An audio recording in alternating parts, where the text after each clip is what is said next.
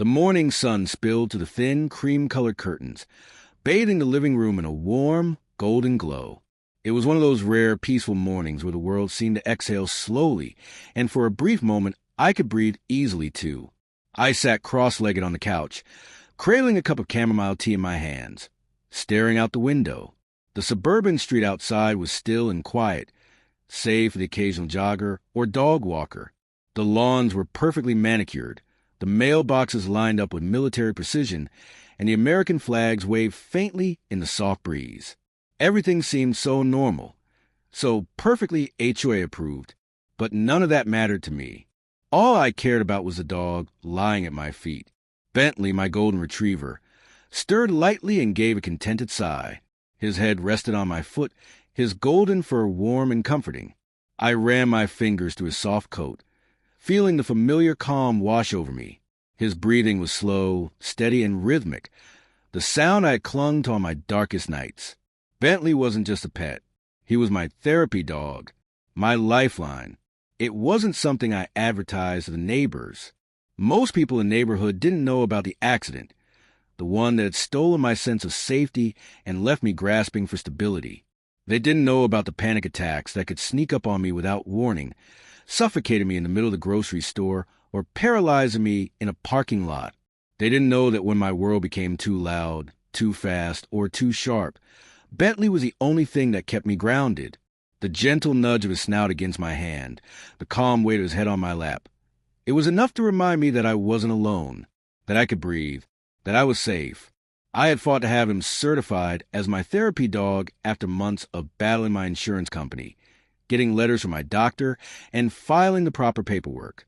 Bentley was more than just an animal. He was my emotional anchor. And so, when a letter from the HOA arrived later that morning, I had no idea my entire world was about to be turned upside down. The mail arrived with its usual mundane thud against the bottom of the metal box. I walked down the driveway barefoot, the sun warm on the concrete beneath my feet. Bentley trotted happily beside me, his tongue lolling out in a goofy grin. I pulled the stack of envelopes from a mailbox and flipped through them casually. A couple of bills, a gardening magazine I didn't remember subscribing to, and then the envelope with the dreaded HOA logo. My stomach tightened. I tore it open, expecting some general notice about a community barbecue or a reminder about trash pickup. But as I scanned the first line, my knees nearly gave out. Notice of violation. Unauthorized animal on premises. I blinked, disbelieving. I read the letter again, slower this time. My breath caught in my throat as my eyes skimmed the lines. Our records indicate that you have an unregistered animal on your property.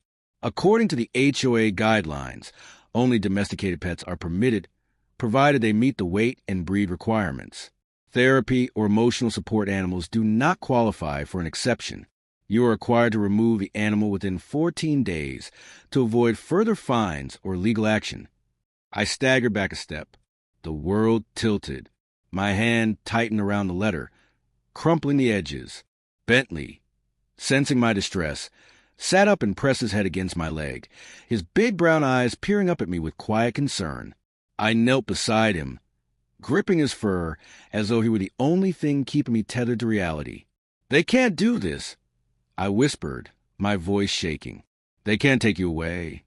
But the threat was real, and the clock was already ticking. I stormed into my home office, adrenaline coursing through my veins.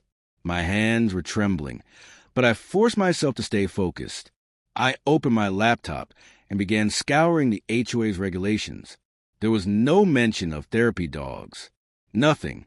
I grabbed Bentley's certification papers, the documents from my physician, and the formal letter of recognition for his therapy status. I clutched them in my hand like armor, convincing myself that this was all a misunderstanding.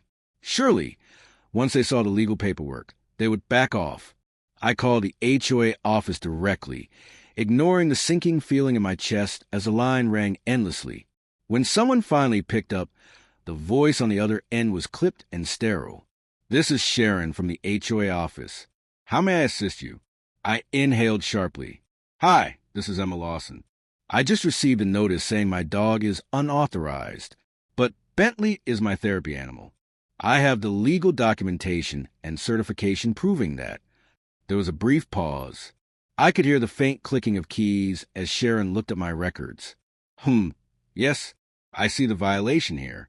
According to our records, you did not submit an exemption form prior to bringing the animal onto property, she said flatly. Unfortunately, HOA policy does not make special accommodations for therapy animals. Her tone was indifferent, almost robotic, like she was reciting the same speech she had given a dozen times before. I gripped the phone tightly. That's not how the law works. I snapped. The Fair Housing Act protects people with emotional support and therapy animals. You can't ban my dog. There was a beat of silence. Then, the woman cleared her throat. You're welcome to submit an appeal at the next HOA board meeting. Until then, the violation and potential fine stand. She hung up. I stared at the phone in disbelief. My hands were shaking. My chest felt tight, my breath shallow. The walls seemed to close in, my vision narrowing. Then I felt it. Bentley's wet nose pressed against my hand. His brown eyes met mine, filled with unwavering loyalty. His tail thumped softly against the floor. Slow, steady, reassuring. I let out a shaky breath and buried my face in his fur. I could feel my heartbeat slowing against his warmth, his steady presence anchoring me again. But as I clutched him tightly, my jaw clenched with new resolve. They weren't going to take him from me. Not without a fight. The next morning, I sat at my kitchen table with my laptop open, researching Fair Housing Act, FHA, protections, and therapy animal rights. My fingers flew across the keyboard, pulling up legal articles and cases. The more I read, the angrier I became. The law was on my side. The HOA just didn't expect me to know it. Bentley lay by my feet, his head resting on my ankle, sensing my tension. His warm, steady breaths were the only thing keeping me from losing it entirely. I took a shaky breath and picked up the phone. It was time to fight back. The call to a lawyer. I found a local attorney who specialized in disability and housing law. Her name was Claire Weston, and after explaining my situation over the phone, she agreed to meet me the next day. Her voice had been calm, reassuring, a stark contrast to the indifferent tone of the HOA office. The following morning, I walked into her office with Bentley by my side. Claire, a sharp-eyed woman in her early 40s with cropped black hair and an air of quiet authority, smiled when she saw him. She knelt slightly, letting Bentley sniff her hand before giving him a gentle scratch behind the ears. "You're a good boy, huh?" she said softly. Then she straightened and turned to me. "So, let's talk about what we're dealing with." We sat down, and I handed her the HOA violation letter, along with Bentley's certification papers and my medical documentation. She read through them carefully, occasionally pausing to underline key passages or make notes. When she finally looked up, her expression was calm but serious. "You're right," she said firmly. "This is a clear violation of the FHA. Therapy dogs fall under protected categories, even in HOA communities. Their claim that you need an exemption form is bogus. You have all the necessary documentation, and they're still issuing fines. That's not just unethical, it's illegal." Relief washed over me. I wasn't crazy. I had the law on my side. Claire leaned forward slightly, her eyes sharp. "Here's what we're going to do. First, I'll send them a formal cease and desist letter, demanding they immediately revoke the violation. If they refuse, we'll escalate. I'll file an official complaint with HUD, the U.S. Department of Housing and Urban Development, for discrimination under the FHA." My chest tightened at the thought of taking on the HOA in a legal battle, but Claire's calm confidence steadied me. "They might think they can bully you into submission," she said, folding her hands on the desk, "but they don't know who they're messing with." Bentley pressed his head into my lap, his eyes warm and steady. I ran my fingers through his fur, feeling a small flicker of hope reignite inside me. Word of my legal battle with the HOA spread through the neighborhood like wildfire. It started with Linda, my no-nonsense neighbor, who caught me walking Bentley the next day. She stormed over the moment she spotted us. "They're really trying to take him away?" she demanded, her hands on her hips. Her eyes narrowed into slits of pure indignation. Those power-hungry vultures. She marched into her house and emerged 10 minutes later with a clipboard. "We're starting a petition," she announced. "The HOA needs to see that they don't have the support they think they do." Over the next few days, Linda and I walked door to door. Some neighbors were eager to sign, furious at the HOA's overreach. They shared their own horror stories. Petty fines for mailbox colors, lawn lengths, and window decorations. Others were hesitant or downright hostile. Mr. Dunlap, a retired Navy officer with a permanent scowl, folded his arms across his chest when I approached him. "Rules are rules," he grunted. "If the HOA says no dogs, you should follow the rules." "But he's not just a dog," I insisted. "He's a therapy animal. I have the paperwork." "I don't care what you call him," Dunlap snapped. "The rules are there for a reason. I won't sign." I felt my face flush with anger, but I bit back my retort. I turned away, Bentley's gentle nudge against my leg the only thing keeping me calm. By the end of the week, I had gathered over 50 signatures. More than half the neighborhood was on my side, but the HOA wasn't backing down. 3 days after Claire sent the cease and desist letter, I received another notice. This time, it wasn't just a fine, it was a threat of eviction. Failure to comply with HOA regulations regarding unauthorized animals will result in legal action, including potential property liens or forced eviction proceedings. I stare at the letter in disbelief, my hands trembling. My vision blurred slightly as I reread the words, the weight of them crashing over me. They were trying to scare me into surrendering. That evening, I sat on the back porch with Bentley at my side. The sun was setting, the golden light washing over the garden. I watched as Bentley gazed out the yard, his tail wagging slightly. He had no idea what was at stake. No idea that his place in my life was being threatened by power-hungry strangers. I buried my face in his fur and sobbed. When the day of the HOA board meeting arrived, I was ready. I walked into community center, Claire by my side, with Bentley trotting obediently next to me, his therapy vest secured around his chest. The room was already packed. Dozens of my neighbors had shown up, their arms crossed in defiance, their eyes narrowed at the board members. Several of them wore pins with Bentley's picture on them, Linda's idea. The board member sat at the front of the room, stiff and smug. Mr. Harrington, the chairman, gave me a condescending smirk. Claire led me to the podium and placed a thick stack of legal documents on the table. She cleared her throat and addressed the board. "Emma Lawson is in full compliance with federal housing law, which grants her the right to live with her therapy dog under the Fair Housing Act," she said calmly, her voice steady. "You are in direct violation of these protections by attempting to fine her and threaten her with eviction." She held up a formal HUD complaint. "This is an official discrimination complaint filed with the Department of Housing and Urban Development," she continued, her eyes narrowing at the board. "If you do not revoke the fines and threats of eviction immediately, you will be facing federal penalties and potentially civil lawsuits from the residents whose rights you are violating." A murmur rippled through the crowd. Mr. Harrington's face paled slightly. He opened his mouth to speak, but no words came out. Claire leaned forward slightly, lowering her voice. "I suggest you choose wisely." The room was dead silent. Then, slowly, one of the board members, a woman with a soft face and uncertain eyes, cleared her throat and spoke. "I vote to drop the violation," she said softly. Another board member nodded. Then another. Harrington's eyes narrowed, but he couldn't argue. His colleagues had turned against him. By the end of the meeting, the HOA had not only revoked the violation, but also agreed to review and rewrite their policies on therapy animals. I knelt beside Bentley, tears in my eyes, and hugged him tightly. His tail thumped against the floor, as if he knew we had won. The morning after the board meeting victory, I woke up with Bentley still curled up beside me, his golden fur warm against my legs. For the first time in weeks, I felt like I could breathe again.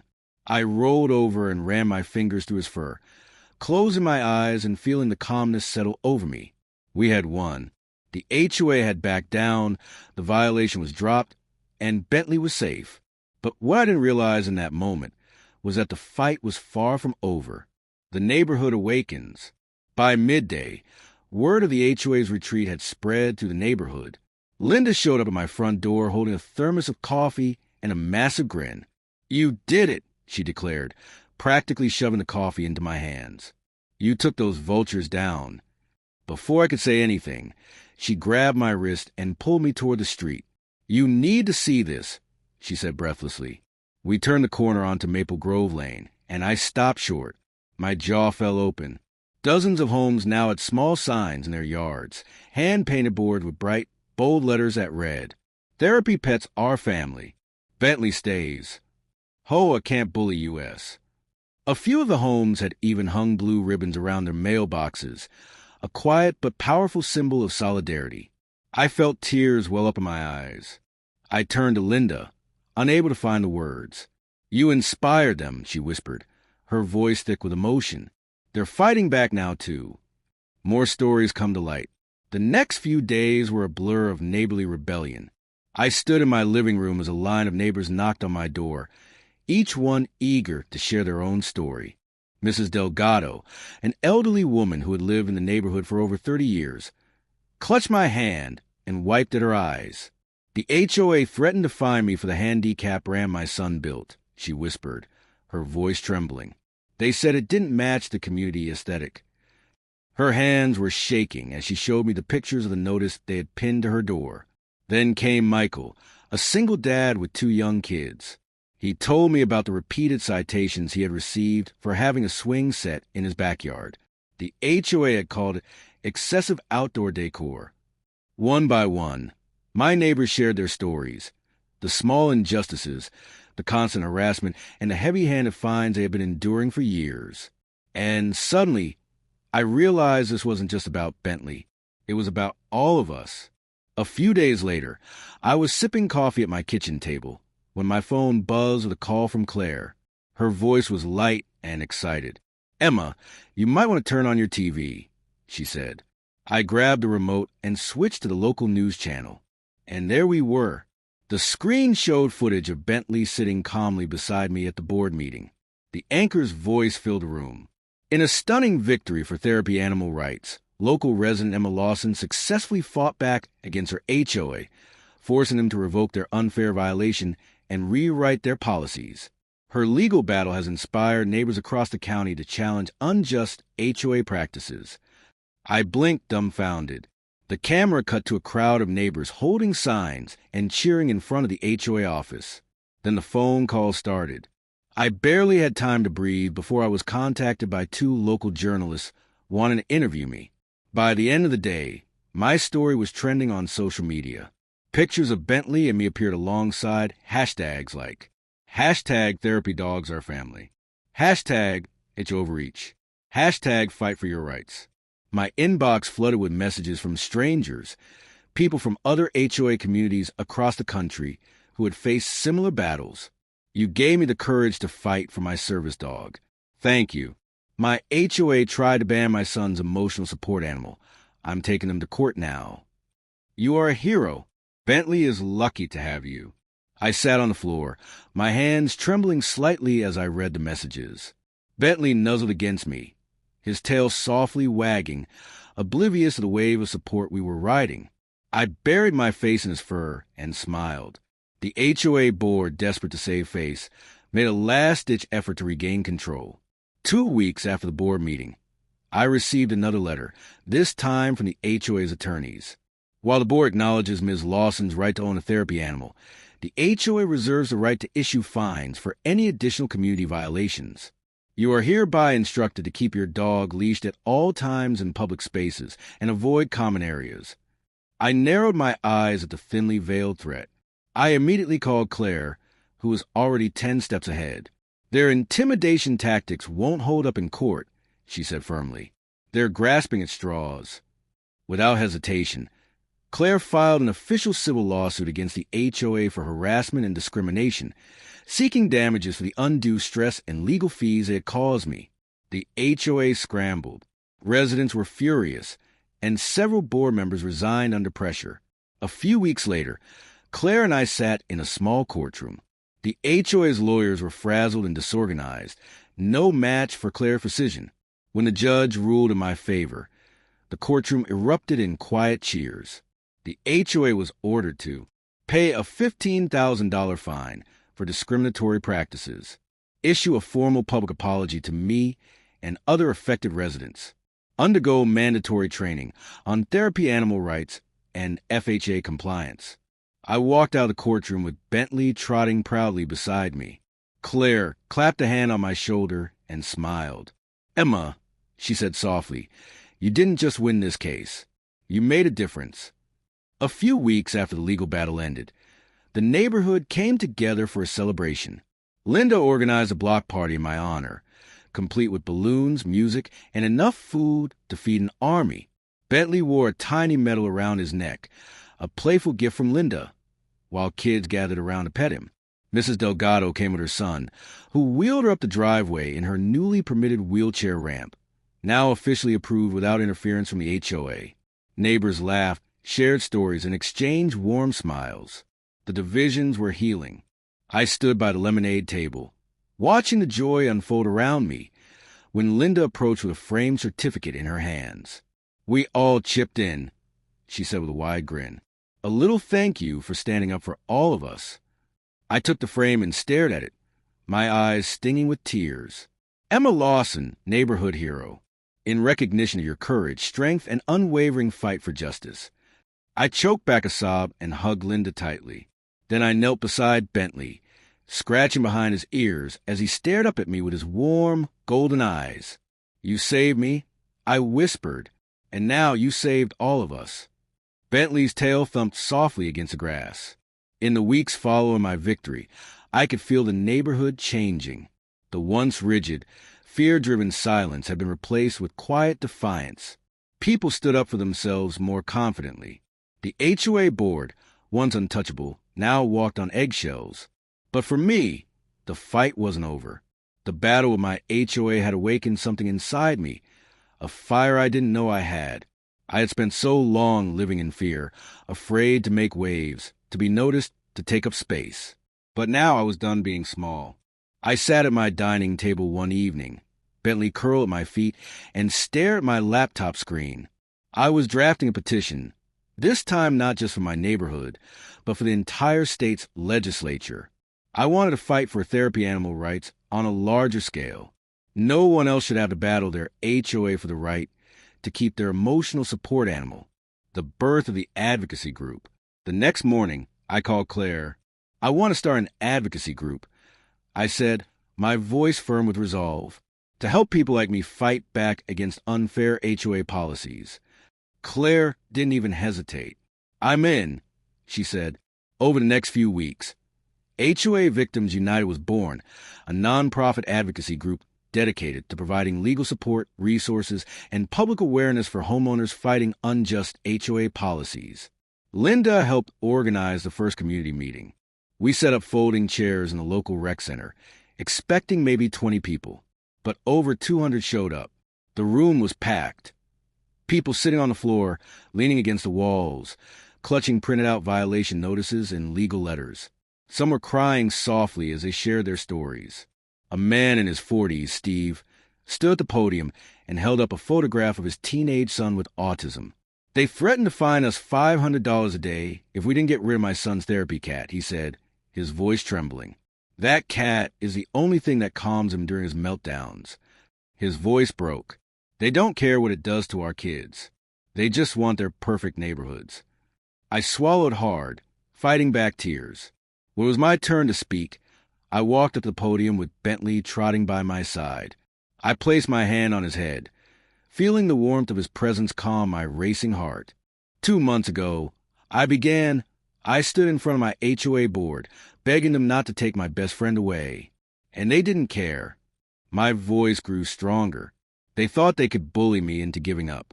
They thought they were stronger than me. But they were wrong. I glanced down at Bentley, my voice thick with emotion. This dog saved my life.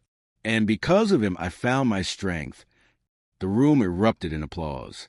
The movement gains momentum. In the following weeks, HOA Victims United grew larger than I ever imagined. We created a website and a hotline where homeowners could report their experiences. Stories poured in from across the country. People battling their own HOA nightmares.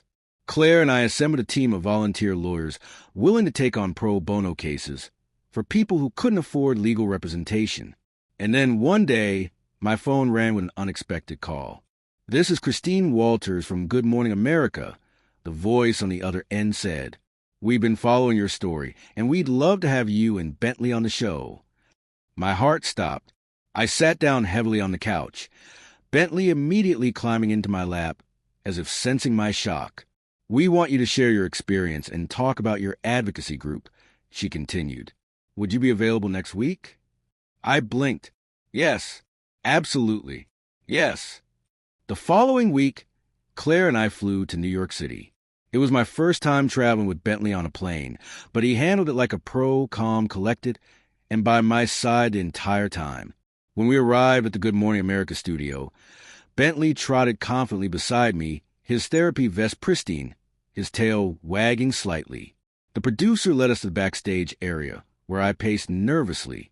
Claire placed a hand on my shoulder. "Hey," she said softly, "you've got this." Before I could respond, the stage manager called us over. "You're on in 3, 2, 1. The bright studio lights flashed on, and suddenly I was sitting across from Robin Roberts, with Bentley at my feet. Robin smiled warmly and leaned forward. "Emma," she said, her voice calm and reassuring, "your story has inspired so many people. Tell us, when you first received the HOA violation, did you ever imagine you'd be here today, fighting for therapy animal rights?" I glanced down at Bentley, whose golden eyes stared up at me trustingly. "Honestly," I said softly, my voice cracking slightly. "No, I was terrified. I didn't think I could fight back. But I stroked Bentley's head, my throat tightening. He gave me the strength to try." The camera zoomed in on Bentley's calm, loyal eyes, and for a moment, it was just the two of us. Robin's voice was gentle. "And now you're helping so many others fight back." I smiled faintly, blinking back tears. "Yes," I said softly, "because therapy animals save lives. And no one should ever have to choose between their home and their lifeline." A month after the Good Morning America interview, Claire received a call from a state representative. They wanted us to testify before the state legislature as part of a new bill proposing increased protections for therapy animals in HOA communities. The day of the hearing, I stood behind the wooden podium in the state capitol building. My hands trembled slightly, but Bentley was there, his calm, steady presence grounding me. I looked out at the rows of lawmakers, cleared my throat, and began. "My name is Emma Lawson, and this is my therapy dog, Bentley. I never intended to become an activist. I never thought I would be standing here. But when my HOA tried to take away my lifeline, I had no choice but to fight back." My voice grew stronger. No one should have to choose between their home and their emotional stability. No one should be punished for relying on a therapy animal. And no one should have to stand alone against corporate bullies. Bentley, as if sensing the weight of the moment, placed his paw on my foot. Tears pricked my eyes, but I didn't look away. I held the lawmaker's gaze. "Please," I finished softly, "pass this law. For Bentley, for me, for every person who needs their animal to make it through the day." When I sat down, the room erupted in applause. And a month later, the bill was passed. The Bentley law guaranteed statewide protections for therapy and emotional support animals, preventing HOAs from discriminating against them. Months later, I sat in my backyard with Bentley by my side, watching the sun dip below the horizon. The neighborhood was peaceful again. No more letters, no more harassment. Just quiet victory. I ran my fingers through Bentley's fur, feeling the soft warmth beneath my hand. "Hey, buddy," I whispered. "We did it." He thumped his tail against the grass, content and calm. And as I sat there, watching the golden light dance across his fur, I knew that because of him, I had found my strength. Because of him, I was whole again. In the months following the Bentley law, my advocacy group, HOA Victims United, expanded rapidly. We gained national recognition, with hundreds of volunteers joining our cause. Lawyers from across the country reached out, offering pro bono services. Dozens of lawsuits were filed against abusive HOAs, and many were won. Bentley and I traveled the country, attending rallies, speaking at conferences, and sharing our story. Each time I stepped onto a stage, Bentley walked proudly beside me, the symbol of our victory. One day, I received a call from a documentary filmmaker. "Your story needs to be told," she said firmly. A few months later, cameras followed me through my neighborhood. They filmed Bentley at my side as I walked the streets we once fought for, now peaceful and free of harassment. The documentary, titled Bentley's Law, One Dog, One Fight, One Victory, premiered on a major streaming platform. It gained millions of views, sparking widespread conversations about HOA abuse and therapy animal rights. Years later, I sat in a small courtroom, holding Bentley's leash as I watched a young woman, Rachel, stand at the podium. Her voice shook slightly as she shared how her HOA had threatened to evict her over her PTSD therapy dog. When the judge ruled in Rachel's favor, she turned to me with tears in her eyes. "Thank you," she whispered. "I wouldn't have fought back without you." I knelt beside Bentley, my hand resting on his back. "You're the real hero, buddy," I murmured, kissing the top of his head. Bentley's tail thumped softly against the courtroom floor, his eyes filled with unwavering trust and love. Years later, Bentley grew older. His once golden fur was now speckled with soft gray, his movement slower but still steady. On warm afternoons, we sat on the porch, watching the neighborhood that once tried to tear us apart, now a symbol of hope and unity. And as I scratched behind his ears, Bentley leaned into me, just like he always had. His presence, as constant and comforting as ever, reminded me of one simple truth. No matter how hard they fought against us, love and loyalty always win.